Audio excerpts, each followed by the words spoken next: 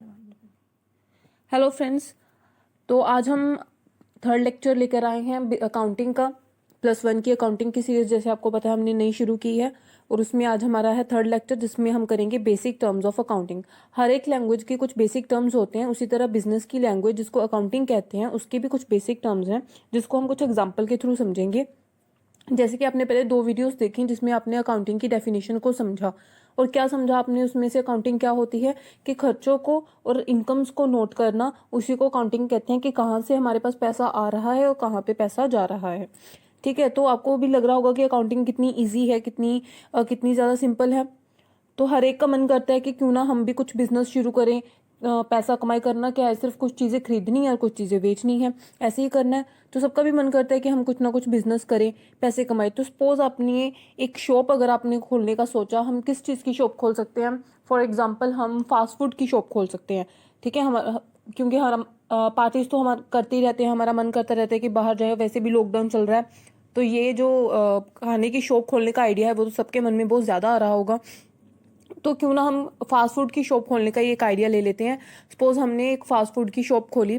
अब जो कि हम अपनी शॉप खोलेंगे उसका एक स्पेशल नेम भी रखेंगे कि कोई स्पेशल नेम जिससे कस्टमर और ज़्यादा अट्रैक्ट हों उस शॉप की तरफ। तो आपने एक फास्ट फूड की शॉप खोलने का सोच लिया, लेकिन अब बिजनेस की लैंग्वेज में वो शॉप आपके लिए क्या है? आपका बिजनेस है, राइट?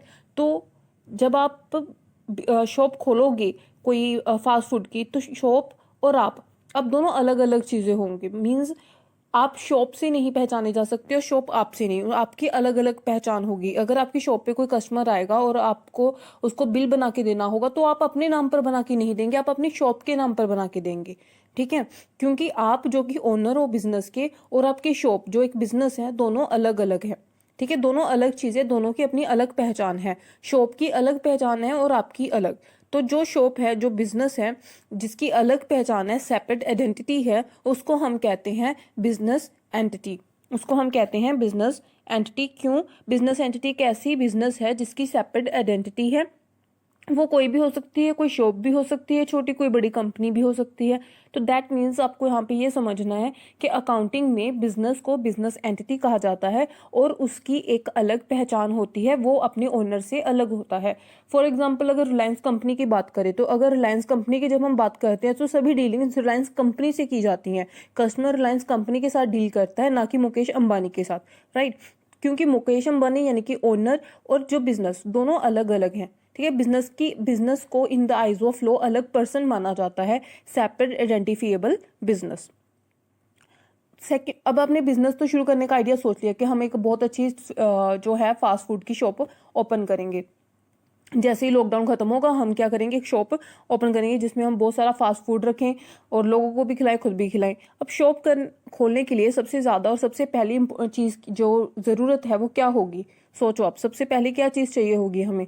पैसा, मनी चाहिए हमें। शॉप खोलने के लिए, बिजनेस खोलने के लिए पैसा चाहिए। अब एक अगर हमने शॉप खोलनी है, एक बिजनेस खोलनी है, तो ऐसा तो है नहीं कि हमारी सेविंग्स हैं जितनी थोड़ी बहुत उतने में शॉप खुल जाएगी। उसके लिए अच्छा खासा पैसा चाहिए। अब इतना पैसा हमारे पास तो है नहीं। ठीक है, अब क्या करेंगे हम? थोड़ा बहुत खुद की सेविंग लगाएंगे, थोड़ी बहुत अपने फ्रेंड से इधर उधर से हम उधार ले लेंगे, थोड़ा बहुत हम लोन ले लेंगे बैंक से। तो ऐसे करके हम अब टोटल मनी इकट्ठी कर लेंगे, टोटल पैसा इकट्ठा कर लेंगे जो हमें अपनी शॉप को खोलने के लिए हेल्प करेगा। तो जो पैसा आपने इकट्ठा किया जिससे आप अपनी शॉप खोलने वाले हो, उसको अकाउंटिंग में लैंग्वेज में एक बढ़िया सा नाम दे रखा है, उसको कहते हैं हम कैपिटल। उसको कहते हैं कैपिटल। कैपिटल वो अमाउंट होती है, वो मनी होती है जो ओनर यानी कि आप अपने बिजनेस को शुरू करने के लिए इन्वेस्ट करने वाले हो। अब ये जो कैपिटल है वो कैश में भी हो सकती है और इन काइंड में भी हो सकती है। अब इसको समझो। फॉर एग्जाम्पल आपने शॉप तो खोलनी है फास्ट फूड की, ठीक है, आपने पैसा भी लगा दिया उसमें, लेकिन आपके घर पे एक एक्स्ट्रा फर्नीचर पड़ा हुआ था जो कि यूज नहीं हो रहा था। तो आपने सोचा कि चलो मैं ये फर्नीचर अपनी शॉप में लगा देता हूँ, वहां पर यूज हो जाएगा। ठीक है, तो आपने क्या किया? पैसा भी लगाया, साथ में कुछ सामान भी दिया अपने घर से। अब जैसा कि मैंने कहा कि शॉप और आप दोनों अलग अलग चीजें हो, तो ये देखा जाएगा कि आपने क्या क्या चीजें इन्वेस्ट की हैं बिजनेस में। आपने पैसा इन्वेस्ट किया जिसको हम कैश कहते हैं, और आपने फर्नीचर इन्वेस्ट किया, उसको हम कह सकते हैं इन काइंड। इन काइंड का मतलब होता है कैश के अलावा कुछ और गुड्स अगर आप बिजनेस में लगा रहे हो, चाहे वो मशीनरी हो, चाहे वो फर्नीचर हो, या लाइट्स हो, कुछ और इक्विपमेंट्स हो, या फैंस हो, कुछ भी हो, जो भी चीज़ आप लगा रहे हो बिजनेस में, अदर देन कैश, तो वो क्या आ जाती है हमारी काइंड में, मीन आपने गुड्स में उसमें इन्वेस्ट किया। सो कैपिटल आपको समझ में आया, कैपिटल वो मनी है जो आप इन्वेस्ट करोगे अपने बिजनेस को ओपन करने के लिए, वो चाहे कैश में हो या फिर इन काइंड फॉर्म में हो। तो अपनी बिजनेस एंटिटी खोला, अपना डिफरेंट शॉप खोली जिसमें आपने पैसा इन्वेस्ट किया, दैट इज कैपिटल। तो हम कह सकते हैं फॉर एग्जांपल हमारी फास्ट फूड का नाम कुछ भी रख लो, फास्ट फूड की शॉप का नेम बर्गर बाइट्स रख लो, आप अपनी शॉप का नाम बर्गर बाइट्स। तो अगर आप क्या कहोगे कि एक बिजनेस है जिसका नाम है बर्गर बाइट्स और उसमें 4 लाख हमारी कैपिटल है, ठीक है, इतना कह सकते हैं हम कि वो उसकी कैपिटल कितनी है, 4 लाख रुपीज है। अब आपने खोल लिया, शॉप खोल ली, ठीक है, कैपिटल पैसा लगा दिया उसमें। आप पैसे से आप क्या क्या चीजें लेकर आओगे अपनी शॉप के लिए? बैठने के लिए फर्नीचर लेके आओगे, कस्टमर्स के बैठने के लिए फर्नीचर होएगा, ठीक है। एक दो उसमें जो है मशीनरी भी होगी जिसमें इक्विपमेंट्स हो सकते हैं, यूटेंसिल्स हो सकते हैं, ठीक है, माइक्रोवेव हो सकता है, और फैंस होंगे, लाइट्स होगी। तो ये सब चीज़ें लेके आओगे। प्लस आपको कुछ और सामान भी खरीदना होगा, जैसे आपको बर्गर बनाना है तो बर्गर के लिए जितना जो सामान है, सॉसेस लगती हैं, और बर्गर जो है वेजिटेबल्स उसमें लगेंगी, तो वो सब चीज़ें भी आप लेकर आओगे, ठीक है। तो आपने क्या किया, कुछ सामान वो खरीदा जिसको जिसको यूज़ करके आप बर्गर बनाओगे। कुछ सामान आपने वो लिया जैसे फर्नीचर, लाइट्स, फैंस, जो आपको शॉप में बैठने के लिए, शॉप को चलाने के लिए, कस्टमर को बैठाने के लिए और कस्टमर्स को अट्रैक्ट करने के लिए आपको हेल्प करेंगी, ठीक है। तो ये सब चीज़ें जो आपको शॉप चलाने में हेल्प कर रही हैं, आपने 2 तरह का सामान खरीदा है। एक तो हो गया फर्नीचर, ठीक है, मशीनरी होगी, लाइट्स होगी, और एक हो गया वो सामान जिसको यूज़ करके आप बर्गर बनाने वाले हो। तो इन दोनों में कुछ डिफरेंस दिख रहा है आपको? यस, इन दोनों में एक मेजर डिफरेंस है। इन दोनों में क्या डिफरेंस है? जो सामान आप लेके आ रहे हो फर्नीचर, ठीक है, मशीनरी या फिर फैंस, लाइट्स और अदर इक्विपमेंट्स, तो वो सब चीज़ें क्या है, आप यूज़ करने के लिए लेके आ रहे हो शॉप में, कि आप उसको यूज़ करोगे, खुद यूज़ करोगे और उसको उसकी हेल्प से आप अपना शॉप चलाओगे। लेकिन जो सामान आप बर्गर बनाने के लिए लेके आ रहे हो, आप ब्रेड लेके आ रहे हो, आप सॉस लेके आ रहे हो, आप वेजिटेबल्स लेके आ रहे हो, ठीक है, तो वो सब सामान जो है उसका आप क्या करोगे, उसको यूज़ करके बर्गर बनाओगे और बर्गर आगे रीसेल कर दोगे, सेल कर दोगे उसको। लेकिन क्या आप फर्नीचर सेल करोगे अपनी बिजनेस का, जो आप बैठने के लिए लेकर आए हो? नहीं करेंगे। क्या आप अपनी शॉप पे जो लाइट्स और फैंस लगाने के लिए लेकर आए हो, क्या वो आप सेल करोगे? नहीं करेंगे। तो वो चीज़ जो हम अपने यूज़ के लिए लेकर आते हैं, सेल करने के लिए नहीं लेके आते, उनको हम कहते हैं एसेट्स। उनको हम क्या कहते हैं? एसेट्स। और वो सामान जिसको यूज़ करके हम आगे सेल करने वाले हैं, जिस चीज़ में हम डील करते हैं, देखो हम बर्गर्स में डील करते हैं, हमारी बिजनेस क्या है, बर्गर्स को सेल करने का हमारा बिजनेस है। तो जिस चीज़ों को हम आगे सेल करते हैं उनको कहते हैं गुड्स। तो ये डिफरेंस है मेन एसेट्स और गुड्स में। एसेट्स वो होते हैं जो हम हमारी बिजनेस पे, शॉप पे यूज़ करने वाले हैं, जिसकी हेल्प से हम बिजनेस करेंगे, जिसकी हेल्प से हम अपना शॉप चलाएंगे, वो होते हैं हमारे एसेट्स। जिनको आगे हम सेल करने के लिए सामान लेकर आते हैं उनको हम कहते हैं गुड्स। अब आप देखना हो कि कौन सी चीज़ हमारी एसेट है, तो हमें 3 चीज़ें देखनी होंगी, ठीक है। अगर हमने ये पहचानना हो कि ये हमारी एसेट है या नहीं है, तो हमें 3 चीज़ें हमें देखनी होगी। फर्स्ट है ओन्ड बाय और any right, that means business का उस पर कोई ना कोई राइट होना चाहिए, बिजनेस का उस पर मालिकाना हक होना चाहिए। दैट मीन्स उस चीज़ पे हमारा राइट हो उसे यूज़ करने का, हमने उसको खरीदा हो और हमारा उस पर राइट हो उसको यूज़ करने का, ठीक है। फॉर एग्जाम्पल हम अपने शॉप के लिए फर्नीचर लेकर आए हैं, तो फर्नीचर को यूज़ करने का हमारे पास राइट है, बिल्कुल है, क्योंकि हम उसको खरीद कर लेकर आए हैं। सेकेंड क्या देखना है हमें, having a money value, that means उसकी कुछ ना कुछ मनी वैल्यू होनी चाहिए। अगर हम फर्नीचर लेकर आए हैं 50,000 रुपीज़ का, तो हम उसको शो कर सकते हैं कि हाँ ये 50,000 रुपीज़ का है, तो यानी कि उसकी कुछ ना कुछ मनी वैल्यू भी है। थर्ड क्या है, expected future economic benefits to business. बिल्कुल, अब जो चीज़ हम लेकर आए हैं, फर्नीचर हम अगर लेकर आए हैं तो किस लिए लेकर आए हैं, इसीलिए ना कि वो आगे हमें कुछ ना कुछ बेनिफिट देगा बिजनेस को चलाने के लिए। कस्टमर्स को बिठाएंगे तो ज़्यादा कस्टमर्स बैठ पाएंगे, तो expected future economic benefits to business. तो उन चीज़ से हमारे बिजनेस को कुछ ना कुछ इकोनॉमिक बेनिफिट होना चाहिए। दैट मीन्स हमारी जो इनकम है या हमारे जो प्रॉफिट्स हैं वो बढ़ने चाहिए उसको यूज़ करने से। तो फर्नीचर के केस में अगर हमने देखा, उस पर हमारा राइट भी है, उसकी मनी वैल्यू भी है, और हमारे फ्यूचर इकोनॉमिक बेनिफिट्स को इंक्रीज करने में भी हेल्प करेगा। तो ये तीनों चीज़ें जब टिक हो जाएं तो दैट मीन्स वो चीज़ हमारी क्या है, एसेट है, ठीक है। अब एक और चीज़ लेते हैं, जैसे कि हमने ब्रेड सॉस और वेजिटेबल्स की देखी थी। अब हमने ब्रेड सॉस और वेजिटेबल्स लेकर आए हम, उस पर हमारा राइट है, बिल्कुल है। उसकी कुछ मनी वैल्यू है। क्या उससे हमारे फ्यूचर इकोनॉमिक बेनिफिट होने वाला है? वो भी होने वाला है। तो फिर उनको हम एसेट क्यों नहीं कहते? उन पे एक ही मेजर डिफरेंस है, क्योंकि वो ऐसे आर्टिकल्स हैं, वो ऐसे ऑब्जेक्ट्स हैं, ऐसी चीज़ें हैं जिनको हम अपने यूजुअल कोर्स ऑफ बिजनेस में यूज़ करते हैं सेल करने के लिए, उसमें हम डील करते हैं उन चीज़ों में। ठीक है, हम फर्नीचर को सेल नहीं करने वाले, लेकिन हम बर्गर को सेल करने वाले हैं। बर्गर का हमारा बिजनेस है, तो जिस चीज़ का हमारा बिजनेस होता है, जिसमें हम डील करते हैं, उसको हम कहते हैं गुड्स। और जो हम अपने अपनी शॉप पे अपने बिजनेस में यूज़ करने के लिए, सेल करने के लिए नहीं लेकर आते, उसको हम कहते हैं एसेट्स। बाकी हम डिटेल को आगे आने वाली वीडियोस में समझेंगे। अभी हम बेसिक टर्म्स की जो है ओवरव्यू देख रहे हैं। आगे हम देखते हैं परचेज। जैसे कि मैंने कहा कि हम बाय करते हैं मार्केट से कोई ना कोई चीज़, चाहे वो फर्नीचर हो, ब्रेड हो, सॉसेज हो, कुछ भी चीज़ है। तो जब हम गुड्स बाय करके लेकर आते हैं तो अकाउंटिंग में उसको कहते हैं परचेज।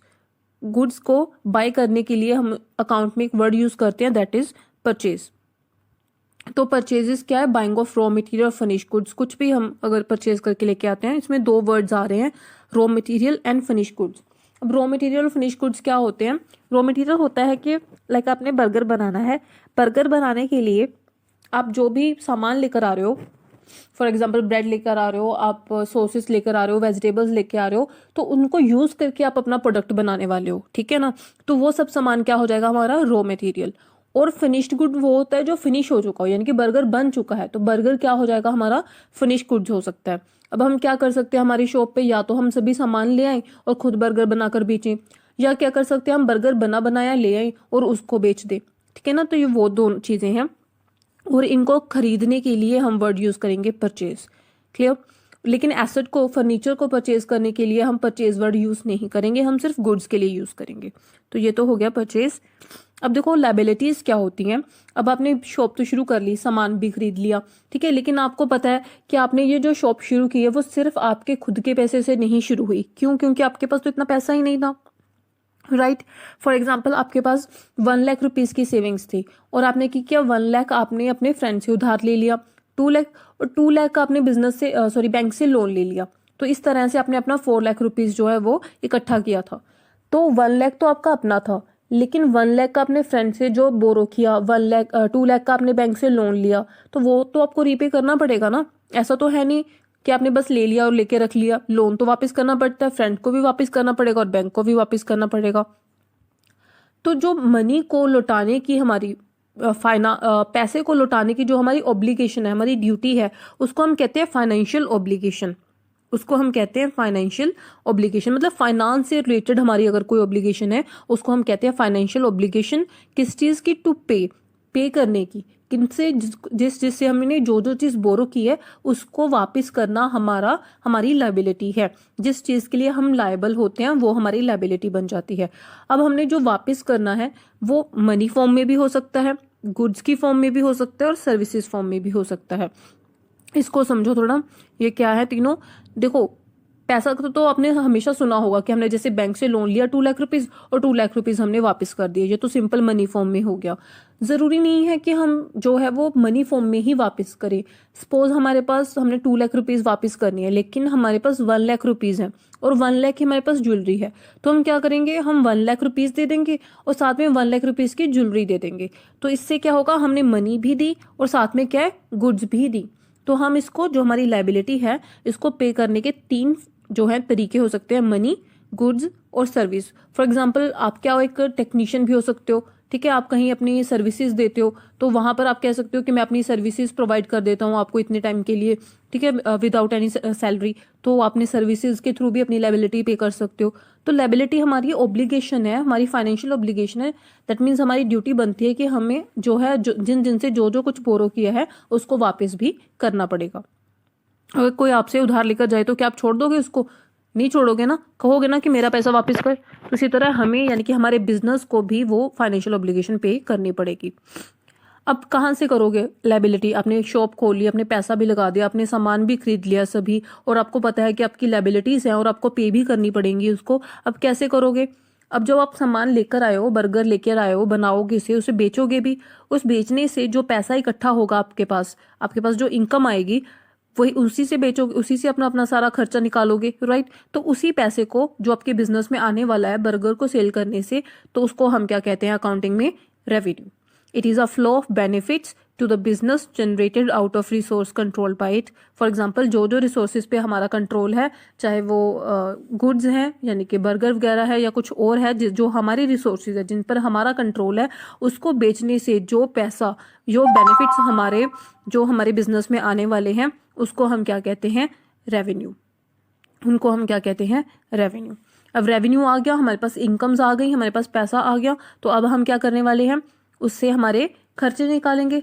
अब खर्चे क्या होते हैं? एक्सपेंसेस क्या होते हैं? देखो, जो भी चीज़ आप पहले लेकर आए हो, आपके पास बेनिफिट हो गया कि आपके पास रॉ मटेरियल है, आपके पास एसेट्स हैं, आपके पास एक बिल्डिंग है जिसमें आप शॉप चला रहे हो अपनी, लेकिन इन सब चीज़ों को लेके आने में आपने कुछ ना कुछ तो खर्चा किया है ना, कुछ ना कुछ तो पे करना पड़ा है। तो कुछ भी बेनिफिट लेने के लिए, कुछ भी चीज़ को लेने के लिए अगर हम कुछ पे करते हैं उसके बदले में, तो उसे कहते हैं हम एक्सपेंसेस। इसमें एक छोटा सा पॉइंट है, आप सुनो उसको। एक्सपेंसेस जो है, expenses are the cost of goods and services used up to earn revenue. देखिए, इसमें क्या है कि एक्सपेंसेस क्या है, एसेट्स और एक्सपेंसेस में क्या डिफरेंस है वो समझिए आप। देखिए, एसेट्स क्या होते हैं? एसेट्स वो चीज़ें होती हैं जिनको आपने आज खरीद लिया, उसके लिए आपने पे आज कर दिया, लेकिन वो बेनिफिट आपको फ्यूचर में करने वाले हैं, ठीक है। उसको यूज़ आप फ्यूचर में करने वाले हो, उससे बेनिफिट आगे लेने वाले हो, पे उनके लिए आपने आज कर दिया। लेकिन एक्सपेंसेस क्या होते हैं? एक्सपेंसेस वो होते हैं उन चीज़ों के लिए पे किया जाता है जो आप यूज़ कर चुके हैं, जो गुड्स आप यूज़ कर चुके हैं, जो सर्विसेज आप यूज़ कर चुके हैं, उनको जब हम उनकी कॉस्ट पे करते हैं, उनको कहते हैं एक्सपेंसेस। लाइक आपने फर्नीचर खरीदा, उसके लिए भी आपने पे किया, लेकिन अपने स्टाफ को आपने अपने वर्कर्स को सैलरी पे की, वहाँ पे आपने कुछ पे किया। अब दोनों में कौन एक्सपेंस है, कौन सा आपका एसेट है? आपने फर्नीचर खरीदा, पैसा तो आपका वहाँ पे भी गया, आपने सैलरी पे की, फिर पैसा आपका वहाँ पे भी चला गया, ठीक है। तो दोनों में क्या डिफरेंस है? जब आपने फर्नीचर खरीदा, उसके लिए पे किया, तो आप फर्नीचर से क्या करने वाले हो? फ्यूचर में उससे बेनिफिट लेने वाले हो। अब आप अपने बिजनेस में फर्नीचर यूज करोगे और उसके थ्रू अपना बिजनेस चलाओगे। लेकिन जो आपने सैलरी पे की अपने वर्कर को 1 महीने की, तो पहले 1 मंथ में उसकी सर्विसेज आपने अपने बिजनेस में यूज की, पहले 1 मंथ तक उस वर्कर ने आपके बिजनेस में काम किया और फिर एंड में आपने उसको सैलरी पे की। तो दैट मीन्स जो भी आप अपना पे करते हैं जिस चीज़ के लिए, और अगर आप उसको फ्यूचर में यूज़ करने वाले हो, तो वो तो हो जाएगा हमारा एसेट। अगर कुछ आप ऐसे चीज़ के लिए कॉस्ट पे कर रहे हो, ऐसी चीज़ के लिए पैसा पे कर रहे हो जो आप यूज़ कर चुके हो, तो उनको पे करने पे हम कहते हैं कि वो हमारे क्या है? Expenses. For example, rent paid, अगर आप रेंट पे कर रहे हो तो 1 महीना पहले आप उस बिल्डिंग को यूज़ करते हो, फिर लास्ट में जाके आप अपना रेंट पे करते हो, ठीक है। तो जो चीज़ें यूज़ हो चुकी हैं उसके लिए जब आप कॉस्ट पे करते हो, उसकी कीमत यानी कि उसकी लागत पे करते हो, तो उसको कहते हैं एक्सपेंसेस। और अगर उसका बेनिफिट आप फ्यूचर में लेने वाले हो, तो उसको आप कहते हैं एसेट्स। तो ये डिफरेंस है एसेट्स और एक्सपेंसेस में। ये डिफरेंस बहुत इंपॉर्टेंट है, क्योंकि आने वाले टाइम पे जब हम अकाउंटिंग की और आगे चैप्टर्स करेंगे, तो इन दोनों का अकाउंटिंग ट्रीटमेंट देखोगे अलग अलग है, ठीक है। एसेट्स का अलग है, एक्सपेंसेस का अलग है। तो आपको पता होना चाहिए कि कब कौन सी चीज़, कौन सा हमारा खर्चा जो है वो एसेट है और कौन सा जो है वो एक्सपेंसेस है। देखिए, अब हमने एक्सपेंसेस तो कर लिए, हमने खर्चे करके बहुत सारे एसेट्स गुड्स हम ले आए अपने बिजनेस में, ठीक है। अब हम बैठ कर अपनी शॉप को चलाएंगे, ठीक है। अब हम जब शॉप को चलाएंगे, अब हम देखें कि एक दिन में, फिर 1 मंथ में बहुत सारी चीज़ें हम खरीदेंगे, बहुत सारी चीज़ें बेचेंगे, बहुत सारे कस्टमर्स को बेचेंगे, बहुत सारे सप्लायर से हम चीज़ें लेकर आएंगे। तो हम क्या करेंगे? गुड्स और सर्विसेज को एक्सचेंज करेंगे। लाइक हम सप्लायर से चीज़ें लेकर आएंगे, कस्टमर्स को चीज़ें देंगे, ठीक है। तो वो एक्सचेंज हो गया ना गुड्स का। और अगर हमने स्टाफ रखा हुआ है काम करने के लिए, तो वो हमारे लिए सर्विसेज देगा, मीन्स हमारे लिए काम करेगा, तो वो क्या हो गया? सर्विसेज का एक्सचेंज हो गया। तो जब भी गुड्स और सर्विसेज को हम एक्सचेंज करते हैं, चाहे वो कैश के लिए करें या फिर वो ऑन क्रेडिट करें, तो उस एक्सचेंज को हम अपने बिजनेस लैंग्वेज में क्या कहते हैं? हमने क्या किया? हमने ट्रांजैक्शन की। कोई भी एक एक्सचेंज, जब भी हम फॉर एग्जांपल हम सप्लायर से रॉ मटेरियल लेकर आए, सप्लायर ने हमें रॉ मटेरियल दिया, हमने उसको कैश पे कर दिया उसके बदले, तो ये एक्सचेंज हो गया गुड्स का, ठीक है। तो इसको हम क्या कहेंगे, एक ट्रांजेक्शन हो गई हमारे बिजनेस की। तो इसी तरह अगर हमने कस्टमर को सेल की, तो हमने कस्टमर को अपना प्रोडक्ट दिया, उसके बदले हमने कैश ले लिया उससे, तो ये भी एक ट्रांजैक्शन हो गई।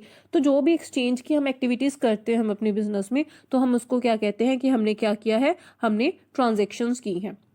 अब इसमें एक दो वर्ड आ रहे हैं, फॉर कैश और ऑन क्रेडिट। अब इसका मतलब क्या है, तो वो कैश का तो मतलब ये है कि जैसे ही हमने प्रोडक्ट दिया उसके बदले कैश हमने ले लिया, या फिर हम खुद प्रोडक्ट लेकर आए थे उसके बदले हमने कैश पे कर दिया, तो ये तो हो गया कैश बेसिस पे, यानी कि उसी वक्त उसके लिए पे कर देना। लेकिन कई बार क्या होता है, हम बहुत सारी चीजें उधार पर लेकर भी आते हैं, या उधार पर हम चीजों कस्टमर को देते भी हैं। तो जो चीज हम उधार पर देते हैं या लेकर आते हैं उसको कहते हैं ऑन क्रेडिट। क्रेडिट का मतलब है उधार पर, जिसके लिए हम उसी वक्त पे नहीं करते, हम उधार कर लेते हैं, तो उसको कहते हैं ऑन क्रेडिट, ठीक है। अब इसी से दो वर्ड आगे आ रहे हैं। अब जब आप उधार करते हो, फॉर एग्जाम्पल आपने कस्टमर को कहा कि ठीक है आप अभी चीज ले जाओ और उसके लिए पे आप 1 मंथ के बाद कर देना, ठीक है। अब दो इसमें पर्सन आ रहे हैं, एक तो आपका बिजनेस है ना जिसने उधार दिया, और एक वो कस्टमर जो उधार लेकर गया है। अब जो उधार दे रहा है यानी कि आपका बिजनेस, तो वो क्या होगा, उसको हम कहेंगे क्रेडिटर। दैट मीन्स जो क्रेडिट क्रिएट कर रहा है, जो क्रेडिट पर चीजें दे रहा है, उसको हम कहते हैं क्रेडिटर। तो ये रहा हमारा creditor, the person to whom amount is owed by the business. अगर बिजनेस के पॉइंट ऑफ व्यू से देखें कि बिजनेस के लिए क्रेडिटर कौन होगा, मैंने बोला क्रेडिटर कौन होता है, जो उधार पे चीजें देता है, तो बिजनेस का क्रेडिटर कौन होगा, जो बिजनेस को उधार पे चीजें देगा। अब बिजनेस को उधार पे चीजें कौन देगा, फॉर एग्जाम्पल बिजनेस को क्या चाहिए, बिजनेस को रॉ मटेरियल चाहिए, तो रॉ मटेरियल वो सप्लायर से जाकर लेकर आएगा, ठीक है। उसने उधार पे चीजें ले ली आपके बिजनेस ने, तो वो सप्लायर उसके लिए क्या हो जाएगा, क्रेडिटर। अब डेटर, जो जो उधार लेकर जाता है उसको हम कहते हैं डेटर। जो उधार चीजें लेके जाता है उसको हम क्या कहते हैं, डेटर। आपके बिजनेस का डेटर कौन होगा, जो आपको आपके बिजनेस से उधार पर चीजें लेके जाएगा। इसमें एक चीज समझने के लिए है, हम बिजनेस के पॉइंट ऑफ व्यू से समझ रहे हैं, हम उस शॉप के पॉइंट ऑफ व्यू से समझ रहे हैं जो हमने खोली है। शॉप का क्रेडिटर कौन होगा, शॉप का डेटर कौन होगा। शॉप का क्रेडिटर वो जो उसको उधार पे दे रहा है, दैट मीन्स सप्लायर्स, और शॉप का डेटर वो जो उधार पे लेके जा रहा है, दैट मीन्स आपके कस्टमर्स, ठीक है। तो वो हो जाएंगे हमारे डेटर्स, जो हमसे गुड्स लेके जा रहे हैं या हमसे कोई सर्विसेज लेके जा रहे हैं, तो जो हमसे उधार पर चीजें लेके जा रहा है वो हमारा डेटर, और जो हमको उधार दे रहा है, हमारे बिजनेस को उधार दे रहा है, वो हमारा हो जाएगा क्रेडिटर। तो हमने 3 चीजें इसमें और कर ली, ट्रांजेक्शन, क्रेडिटर्स और डेटर्स। अब हमने क्या किया, उधार पे चीजें ले आए हम अपनी शॉप पर, क्योंकि हमें बर्गर्स बेचने थे तो उसके लिए हमें कुछ रॉ मटेरियल चाहिए था, हम सप्लायर से ले आए वो रॉ मटेरियल। अब हमने क्या किया, कुछ को तो बर्गर्स बनने के लिए लगा दिया, उसमें से कुछ बर्गर्स बन गए, कुछ अभी प्रोग्रेस में है, और कुछ हम एक्स्ट्रा और क्या है ब्रेड वगैरह वेजिटेबल्स हमारे बिजनेस के लिए ले आए, ठीक है। सब सामान हमने ला के अपने बिजनेस में रख लिया। तो जो सामान हमने अपने बिजनेस में लाकर रख लिया, जिसको बनाकर, जिसको आगे प्रोसेस करके उसके बर्गर्स बना के हम बेचेंगे, ठीक है। तो उन गुड्स के ढेर को जो हमने इकट्ठा कर लिया है उसको हम क्या कहेंगे, स्टॉक। कि हमारे पास क्या है, गुड्स का स्टॉक है, ठीक है। उन गुड्स का जिसमें हमने डीलिंग करनी है, दैट मीन्स जिसको हमने बेचना है, तो उसको हम क्या कहते हैं, स्टॉक कहते हैं। हम स्टॉक 3 तरह के हो सकते हैं, raw material, work in progress and finished goods. Raw material वही ब्रेड, वेजिटेबल, सॉस, तो ये सब क्या हो गया, raw material. Work in progress means अभी प्रोग्रेस में है, मीन्स आप उस पर आप प्रोसेस कर रहे हो, उसको बना रहे हो, अभी बर्गर बना नहीं है, प्रोसेस में है। फॉर एग्जांपल वो अभी समझ लो सामान माइक्रोवेव में डाला हुआ है, अभी अभी निकला नहीं है वहां से, प्रोडक्ट बनकर नहीं आया। तो फिनिश गुड्स वो होते हैं जो फिनिश हो चुके हैं, यानी कि बर्गर बन चुका है, वो आपको सेल करने के लिए रेडी है। तो स्टॉक इन तीनों चीजों को मिलाकर हमारा टोटल स्टॉक बनता है। अब स्टॉक क्या है, आप ले आए सामान और आपका गुड्स बन गए, ठीक है। उसके बाद क्या है कि आपके पास 2 तरह का स्टॉक, उसको हम कह सकते हैं टाइप्स कह सकते हैं स्टॉक की, क्लोजिंग स्टॉक और ओपनिंग स्टॉक। तो वो वर्ड से पता चल रहा है, क्लोजिंग यानी कि जो ईयर एंड में हमारे पास लास्ट में जो स्टॉक बच गया, लास्ट में जो चीजें बच गई, नहीं सेल हुई हमारी, तो उसको हम क्या कहते हैं, क्लोजिंग स्टॉक। यानी कि एंड में, ईयर के क्लोज होने पे जो हमारे पास स्टॉक है उसको हम कहते हैं closing stock. The goods left unsold, यानी कि जो बच गई, जो बिकी नहीं है हमारी, तो उनको हम क्या कहते हैं, क्लोजिंग स्टॉक। और जो ईयर एंड के लास्ट डे पे हमारा स्टॉक है, यानी कि हमारा क्लोजिंग स्टॉक है, अगले साल शुरू होने पे फर्स्ट डे पे वही हमारा ओपनिंग स्टॉक बन जाएगा, उन्हीं चीज़ों को लेकर तो हम अगले दिन हमारी शॉप खोलेंगे, राइट। तो वही क्या बन जाएगा, नेक्स्ट डे पे हमारा ओपनिंग स्टॉक बन जाएगा। अब इसमें दो वर्ड्स आते हैं, आप डेफिनेशन में देख रहे होगे, इसमें दो वर्ड्स लिखे हुए हैं, इसमें भी अकाउंटिंग पीरियड और इसमें भी अकाउंटिंग पीरियड जो है वो लिखा हुआ है। अब ये अकाउंटिंग पीरियड क्या होता है, मैंने कहा कि ईयर एंड में, एक ईयर है उसकी स्टार्टिंग में और उसके एंड में। अब अकाउंटिंग ईयर क्या अलग है, हमने तो जो ईयर देखा है वो वही है, जैन से दिसंबर तक, जनवरी से दिसंबर तक हमारा एक ईयर होता है, ठीक है। लेकिन अकाउंट्स में एक अकाउंटिंग ईयर होता है जो बिजनेस के लिए यूज किया जाता है, वो कौन सा होता है, 1 अप्रैल से 31 मार्च। 1 अप्रैल से 31 मार्च को हम अकाउंटिंग ईयर कहते हैं। ये ईयर जैन टू दिसंबर नहीं चलता, अकाउंटिंग ईयर कहाँ से चलता है, अप्रैल टू 31 मार्च चलता है। तो अकाउंटिंग ईयर का मतलब जो 1 अप्रैल से शुरू हो और 31 मार्च को खत्म हो, यानी कि क्लोजिंग स्टॉक हमारा 31 मार्च वाला होगा और ओपनिंग स्टॉक हमारा 1 अप्रैल को होगा। क्लियर। तो अब हमने क्या, स्टॉक भी इकट्ठा कर लिया, ठीक है, कस्टमर्स भी आ गए, हम कुछ हमारे पास कैश से ले गए थे, कुछ क्रेडिट पर ले गए, तो वो हमारे डेटर्स बन गए थे। तो इस तरह से हमारा बिजनेस अच्छा खासा चल रहा था। अब जब हमारा बिजनेस अच्छा खासा चल रहा है, हम बहुत सारी चीजें बेच भी रहे हैं, खरीद भी रहे हैं, तो ऑब्वियसली हमें प्रॉफिट भी होगा ना। तो प्रॉफिट जो है हमारे बिजनेस का वो क्या होता है, दैट मीन कब होगा आपको प्रॉफिट, बिजनेस में कब आपको प्रॉफिट होगा, जब आपकी इनकम ज्यादा होगी आपके एक्सपेंसेस से, राइट। जब आप ज्यादा कमाओगे, जितना आपने खर्चा किया है उससे ज्यादा आप कमाओगे, तो उसे क्या कहेंगे, हम प्रॉफिट कहेंगे। और आपको पता है इनकम को अकाउंटिंग लैंग्वेज में एक डिफरेंट नेम है, दैट इज रेवेन्यू, हमने पढ़ा पीछे। तो revenue over expenses, that means जब भी रेवेन्यू जो है आपके वो ज्यादा होंगे एक्सपेंसेस से, तो वो क्या हो जाएंगे आपके प्रॉफिट्स। और जब क्या होगा, आपके एक्सपेंसेस ज्यादा होंगे रेवेन्यू से, तो तब आपको हो जाएगा लॉस। तो बिजनेस में आपको प्रॉफिट और लॉस कब होगा, जब आपकी इनकम और रेवेन्यू ज्यादा होगी तब आपको प्रॉफिट, और जब आपके एक्सपेंसेस ज्यादा होंगे तब आपके लॉसेस। तो हमने ये बिजनेस की बेसिक टर्म्स का जो हमने एक ओवरव्यू आज समझा, ठीक है, जिसको हमने शुरू कहाँ से किया, एक बिजनेस को शुरू करने से किया, बिजनेस एंटिटी से किया, उसमें कैपिटल हमने लगाई, एसेट्स खरीदे, हमने गुड्स खरीदे, गुड्स को परचेज किया, फिर हमने देखा हमारी लायबिलिटीज कितनी है जिनको हमने पे करना है, उसके लिए हमने क्या किया, हमने इनकम कमाई, जिसको हम क्या कहते हैं, रेवेन्यू कहते हैं। रेवेन्यू कमाने के लिए हमने कुछ एक्सपेंसेस भी किए, जब हमने कुछ एक्सपेंसेस किए, कुछ रेवेन्यू कमाई, तो हमारी बिजनेस की ट्रांजैक्शंस हुई, हमारे कुछ क्रेडिटर्स बने, हमारे कुछ डेटर्स बने, हमने सामान खरीद कर उसका स्टॉक इकट्ठा किया, कुछ हमारे पास ओपनिंग स्टॉक था, कुछ क्लोजिंग स्टॉक था। पूरा एक ईयर तक हमारा ऐसा अकाउंटिंग ईयर तक हमारा बिजनेस चला, और लास्ट में हमें देखा कि हमें प्रॉफिट हुआ या लॉस हुआ। तो इस तरह से एक बिजनेस हमने चलाया, और साथ साथ में उसके कुछ बेसिक टर्म्स भी देखी। अब इन्हीं बेसिक टर्म्स को और कुछ और नई बेसिक टर्म्स को हम डिटेल में आगे आने वाले लेटेस्ट सेगमेंट्स में पढ़ेंगे। तब तक थैंक यू।